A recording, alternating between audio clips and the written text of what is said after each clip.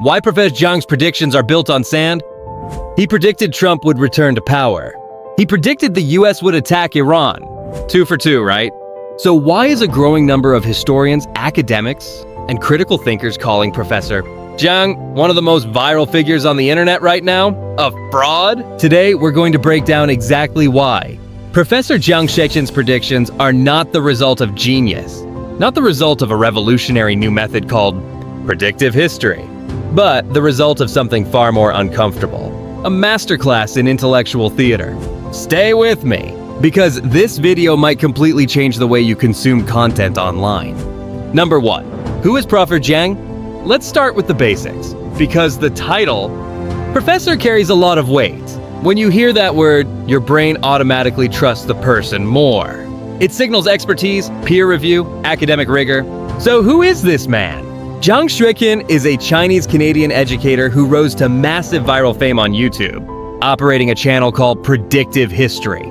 He sits in front of a whiteboard, very professorial, and speaks with enormous confidence about geopolitics, history, and what's coming next for the world. Here's the thing though, he is not a professor. According to official records from Moonshot Academy, where he has worked, Jiang Shuiqin teaches Western philosophy to secondary school students. His academic background, a bachelor's degree in English literature, no graduate degree in history, no PhD, no peer-reviewed publications in geopolitics, economics, or international relations. He gave himself the title, and the internet just ran with it. Now, does that automatically make him wrong? No, credentials aren't everything. But here's where it gets serious. He is making world historical, geopolitical predictions while simultaneously telling you not to trust scientists, rejecting peer-reviewed research, and presenting conspiracy theories as historical fact. That's a problem. Number 2, the amazing predictions debunked. Okay, but what about the predictions? Let's talk about why his supporters are so convinced he's a genius. The big 3. 1. Trump would win the presidency again. 2. The US would go to war with Iran. 3. The US would lose that war. Prediction 1. Trump returns.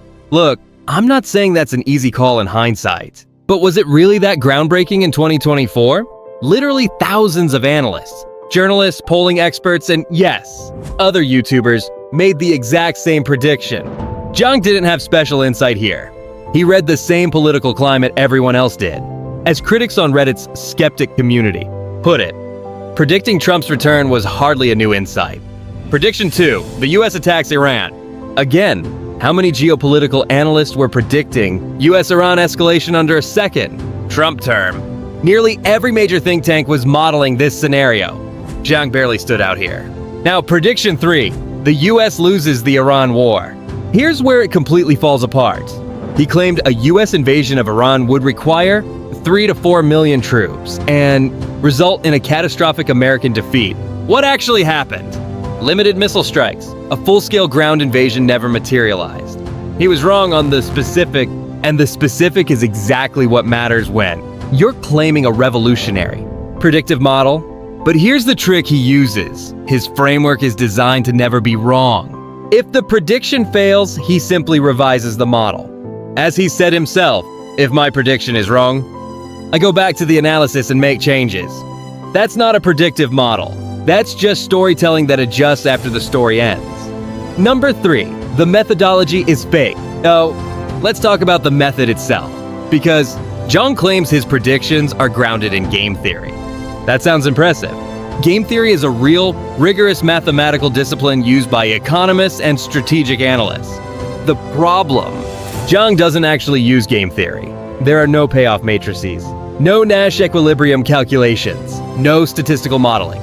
He uses the word game theory the way a chef at a fast food restaurant might call themselves a culinary artist. Sounds good, but it doesn't reflect reality. And there's a deeper contradiction. Game theory at its core assumes rational actors. But Jiang simultaneously argues that world leaders act on messianic callings, religious prophecy, and eschatological destiny. You can't use a rational actor model and then say rational actors don't exist. That's not a framework. It's a contradiction. Critics from the r/ask historians community put it bluntly. Jiang's method is the pattern extraction and narrative synthesis framework mixed with unfalsifiable, conspiracy content, and pseudo-mathematical formalization. Unfalsifiable is the key word here. A real scientific model can be proven wrong. Jiang's model cannot, because every time it fails, it gets rewritten. He's essentially playing darts with the bullseye, painted on after the dart lands. And number 4, the conspiracy theories and dangerous claims, and that's all. Now, we need to talk about something that many of Jiang's casual viewers quietly ignore: his conspiracy theories and outright dangerous claims. Professor Jang has stated on camera that the moon landing was fake. He has called COVID-19 vaccines experimental for no scientific reason, telling his growing audience not to trust scientists. He openly promotes the idea that Freemasons and Illuminati secretly control the world. But the most alarming: Holocaust denial. In a lecture, Jiang said, and I quote, "We don't actually have any concrete evidence for the Holocaust." This ignores mountains of forensic evidence, Nazi documentation, survivor testimony, physical sites, and trial records from Nuremberg. This isn't a fringe academic debate. This is one of the best documented atrocities in human history, and Jiang dismisses it. He has also repeated the anti-Semitic conspiracy theory, that the blue stripes on the Israeli flag represent a plan for Jewish territorial expansion from the Nile to the Euphrates. This is a debunked canard with zero historical or design basis. These aren't minor footnotes. These are core parts of his worldview. And they are being consumed by millions of people who don't see them coming because Jiang wraps them inside compelling geopolitical analysis. As one YouTube critic put it, he dresses up Alex Jones-level conspiracy theories with the veneer of academia. Number 5. Why so many people believe him? So, why does it work? Why are millions of people subscribing, sharing, and quoting this man? First, he is a genuinely good communicator. The whiteboard, the calm voice, the confident delivery. He sounds like a professor, and our brains are wired to respond to authority cues. Critics even admit he's a great storyteller. Second, confirmation bias. Jiang tells you the world is run by hidden forces, that the West is declining, that the establishment is lying to you. If you already believe those things, and many people do, he feels like the one man brave enough to say it. Third, selection bias or the Nostradamus effect. Jiang produces an enormous volume of content, nearly 78 videos in under a year at one point, with that many predictions across that many domains. Statistically, some will appear to be right. His followers remember the hits and forget the misses. That's human psychology, not prophecy. Fourth, the dopamine loop. There's something deeply satisfying about feeling like you have secret knowledge, that you understand geopolitics better than the mainstream. Jiang's entire brand is built on making you feel that way. It's addictive, and it's manipulative. Oh, look, I'm not saying everything Jiang says is wrong. Occasionally, he picks up on real trends. Occasionally, he asks interesting questions about history. But interesting questions asked irresponsibly can do real damage, especially when they slide into Holocaust denial, anti-science rhetoric, and conspiracy thinking. The standard for someone who reaches millions of people should be higher, not lower.